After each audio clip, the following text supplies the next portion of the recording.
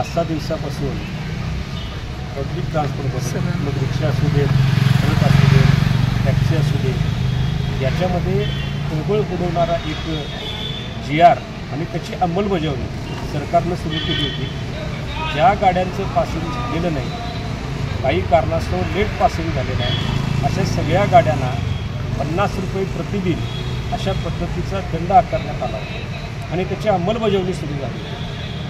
एखाद्या रिक्षाची किंमत लाख 1.5 लाख पण दंड झाला 60,000. एखाद्या टॅक्सीची किंमत 5-5.5 लाख पण दंड झाला 1.5 ते 2 लाखाचा असा. हे सगळं बघितल्यानंतर आम आदमी पार्टीच्या वतीनं आज आकारलेला दंड कुठंतरी रद्द व्हावा याच्यासाठी 2 दिवसापासून ठिय्या आंदोलन सुरू होतं. या ठिय्या आंदोलनाच्या माध्यमातून सरकारशी सकारात्मक चर्चाही सुरू होती.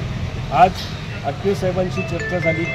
त्याच्यामध्ये आचारसंहिता असल्यामुळं लगेचच ठोस निर्णय घेता येणार नाही अशा पद्धतीचं त्यांचं म्हणणं पडलं आणि मग याच्यावर एक चांगला उपाय म्हणून निदान आचारसंहिता संपेपर्यंत आमच्या कुठल्याच पब्लिक ट्रान्सपोर्टच्या चालकाला मालकाला त्रास होणार नाही अशा पद्धतीची सकारात्मकतेने भूमिका घेतली. त्याच्यामुळं काल सुरू असलेलं ठिय्या आंदोलन आज आम्ही तात्पुरतं स्थगित करतोय.